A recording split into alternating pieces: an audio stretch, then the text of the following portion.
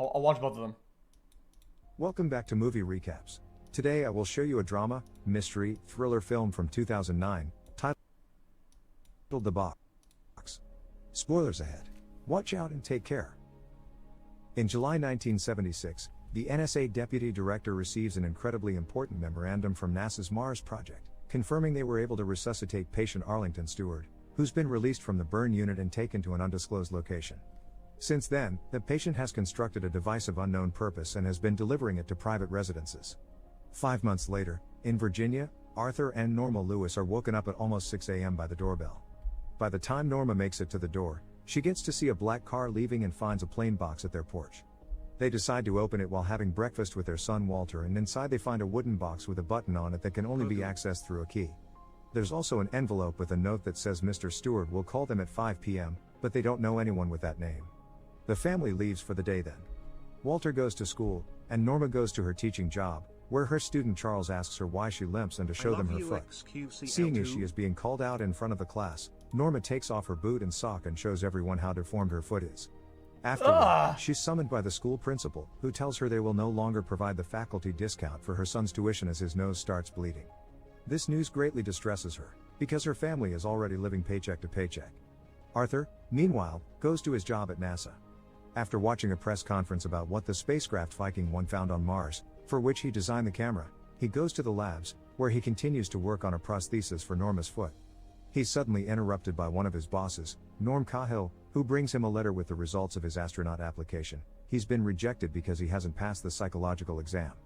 Everyone thinks this is rather strange. When Norma returns home, she receives a visit from a man with the side of his face burned. It's Mr. Stewart, who is here to explain the purpose of the box. He hands her the key that opens the lid that covers the button and says that if Norma presses it, 2 things will happen: someone in the world they don't know will die, and she will get $1 million, tax-free in cash. As proof of his intentions, he gifts her a $100 bill before detailing the rules. He isn't allowed to disclose any information about the identity of his employers. Norma isn't allowed to discuss the details of this with anyone except Arthur, and she has 24 hours to make her decision. At 5 p.m. the next day, Stewart will come to pick up the box, which will be reprogrammed and taken to a new family. Before Norma can ask any more questions though, Stewart just gets in his car and leaves. Some hours later, Arthur returns home, and after the couple shares their bad news with each other, Norma tells him about Stewart and the box. Unable to agree on what to do, they leave the box in their safe before leaving for the theater while Walter stays with his babysitter, Dana. But even at the theater, they can't stop thinking and discussing the box, unaware someone is watching them. So when they return home, they grab the box and inspect it more closely, until Arthur manages to open its base and discovers it's empty inside, which makes them wonder how could someone know if the button gets pressed at all. If they don't decide quickly and solve their financial problems, Norma will have to cancel her foot surgery. The next day, one of Arthur's co-workers, Jeffrey Carnes, receives a call from his wife to tell him she saw a woman being kidnapped while she was in the grocery store. Jeffrey tells her to go home and lock all the doors, unaware he is being watched from afar by the same person that has been following Arthur and Norma. What? After work, Arthur takes the $100 bill back to Norma and informs her the tests he's run confirm the bill is real, so after some discussion, Norma goes ahead and pushes the button. In another part of the city, the cops arrive at a house after the neighbor called 911 to report some screaming and a gunshot. They find a dead woman and a little girl locked in the bathroom. Now do it again. Moments later, Stewart visits the Lewis and gives them a suitcase with $1 million before leaving with the box, which he'll take to a new person they don't know. Arthur follows him to the car and tries to give him the suitcase back, but Stewart ignores him and drives away. The couple gets to see his license plate though, and they write it down. At the police station, Norma's father, Dick Burns, is working on the dead woman's case. They find out she's Jeffrey's wife, but Jeffrey himself is nowhere to be found, although some witnesses saw him run out of the house after the gun was shot. Later that night, Arthur gives Norma the prosthesis he's made, which fits her perfectly and allows her to walk without pain or limping. Afterward, they go to the rehearsal dinner of Norma's sister's wedding, where Charles is working as a waiter. Norma's parents are raffling the donated gifts for the holiday season, and the first winner is Arthur, who chooses the plain brown. Because I feel like this actor, the rehearsal dinner of Norma's sister's wedding, where Charles is. This guy, he plays the crazy guy in like 10 movies. I think it's time to give him another role, man. Working as a waiter. I think it's time to Norma's widen the parents are scope raffling of the the donated acting, gifts man. for the holiday season, and the first winner is Arthur, who chooses the plain brown box, which looks like the one Stewart left them, after Charles flashes him the peace sign. He takes it with him to the table and opens it with Norma, finding inside a picture of Stewart from when he still had his whole face. Moments later, While having a drink with Charles, Arthur gives him Stewart's license plate number so he can use his police resources to find out who this man really is. He also cannot help noticing how Charles keeps on watching him, so he asks another guest about him, getting upset when he hears this kid embarrassed his wife in front of the class. Meanwhile, a waiter with a bleeding nose tells Norma she has a phone call. It's Stewart, who tells her there will be consequences for having asked the police about his car. After hanging up, Norma rushes out of the room when she hears some noises outside. It's Arthur, who is aggressively confronting Charles for what he said to his wife. Not wanting to make a scene, she pulls him away and asks him to go home, but when they get in the car, they find the words "no exit" written on their window and Charles flashing the peace sign at them again. Back in the house, Dana is doing her best to entertain Walter while ignoring the shadows outside the window, and they both fall asleep by the time his parents come back. Arthur offers to drive her to her place, and she tells him she's staying in a motel before she starts making cryptic comments that suggest she may know what he's going through. When Arthur asks her for advice, she responds to look into the light, then passes out with a bleeding nose. Trying to find some information to help her, Arthur looks inside her bag and finds an ID that says her name is actually Sarah Matthews, which he puts away in his pocket as Dana wakes up and starts freaking out, telling him he needs to leave because it's not safe for him there. When she enters the motel, every guest comes out to stare at her as she makes her way to her room, where she keeps a big board with a map and pictures of the Lewis family. The guests then go to the motel pool to stare at the water. Arthur returns to Norma and tells her Dana has lied about her name and the place she's from, and Norma explains this is what Stewart probably meant when he said he has employees that can tell him what they do. While looking at Stewart's picture, Arthur realizes he's seen him before and rushes to look at a poster of the first Viking trip to Mars. Stewart is there as one of the workers of the mission. The next day, Stewart calls Norma to warn her about possible consequences again.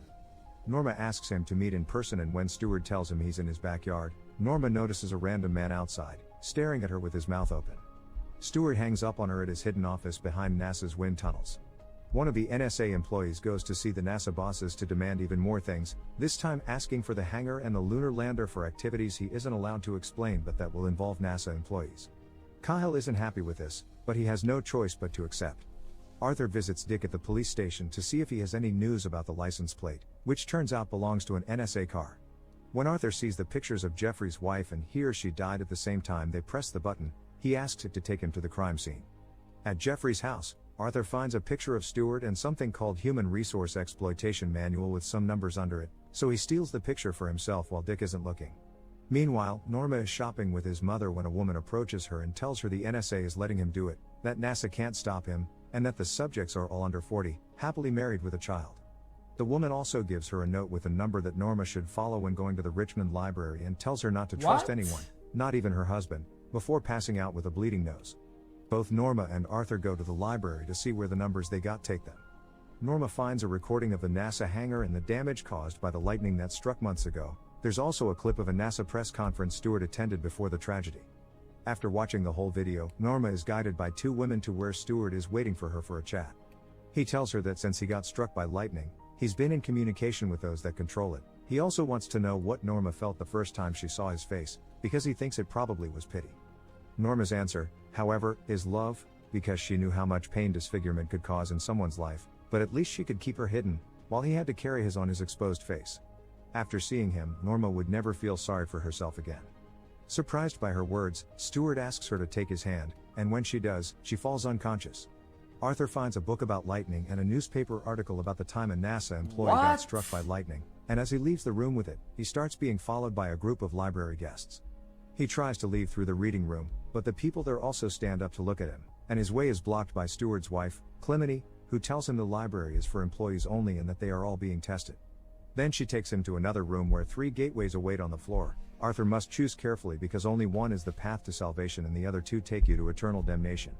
Clemeny extends her hand and starts bleeding as she activates the gateways, which become 3 columns of water, and Arthur doesn't hesitate to choose number 2 as he remembers what Charles signed to him during the party. As soon as he touches the gateway, Arthur is absorbed by white light and, moments later, he and the water show up in his room, floating above a sleeping Norma, who wakes up right before her husband and the water fall on the bed with her. Walter comes to check on them, and while cleaning, he tells Norma that last night she arrived home while looking like a zombie and didn't say anything. Her foot Just is went fixed straight to bed. Meanwhile, Kyle secretly meets with the NSA employee, who tells him Stewart got hit by lightning 5 months ago and the reason why NASA never heard of him again is that he's something else now. He died after the accident, but several hours after he was taken to the morgue and locked in a freezer, a nurse heard him laugh, so he was transferred to a high-security military hospital. Since then, he has been demonstrating some extraordinary capabilities, like healing faster and halted cellular deterioration. Unknown to them, Stewart hears the whole conversation.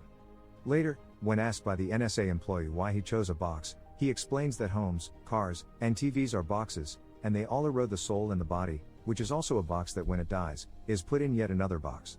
Stewart's test can be passed by not pressing the button, and these tests will be what will help his employers decide the fate of humanity. Nearby, all employees like Dana are being guided into a white light to prepare for another test in Massachusetts later at night. The Lewis family goes to Norma's sister's weddings, and while dancing, Arthur describes the light to Norma as a warm embrace, not here or there, but something in between, with no despair in the human heart. As always, they're being followed by Stewart's men, but when Arthur starts feeling sick and goes outside, it isn't an employee that gets in his way, it's Jeffrey. Threatening him with a gun, Jeffrey tells him it's too late for him, but Arthur can still save himself and gets him in the truck with him. Walter and Norma, noticing he's missing, try to go after him, but a group of men arrive and kidnap them both. In the truck, Jeffrey shows Arthur some classified documents that said people with frontal lobe hemorrhage cannot be treated as employees. This is Stewart's weakness. He hasn't found a way to get into people's minds without them noticing. He has all important agencies like the FBI Guys, under his what control, the fuck is but happening? he can be killed. They've taken Arthur's son to the motel the same way they took Jeffrey's daughter, and he's being lowered into the pool, which is another gateway. Jeffrey had to kill his own wife for the sake of his daughter, who went through the same thing, and Stewart made him choose between them.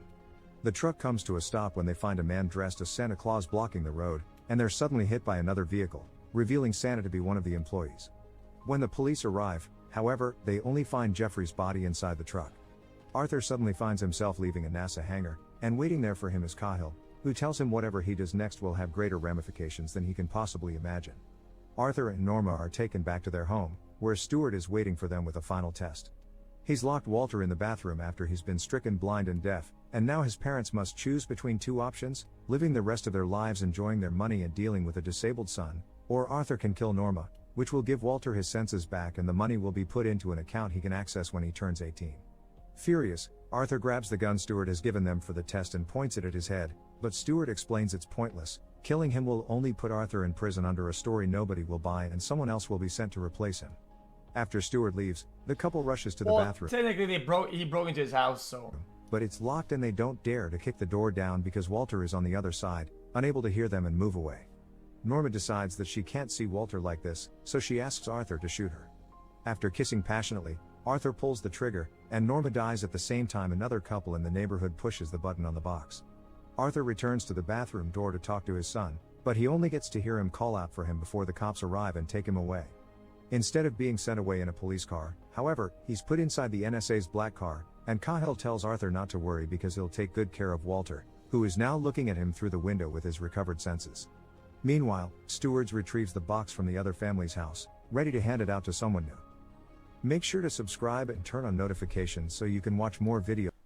The only thing that I always find weird is, like whenever you're a writer, you have to go to a company, right? And you have to show them the plot and the script, or not the script, the idea for the movie you want to produce, right? Imagine you come into an office with somebody and you present them this fucking idea. What the fuck, dude? I just watched. I don't know what the fuck is happening. I don't know what just happened. That was. What do you mean there's anything? This was so far out and twisted. What the fuck was that?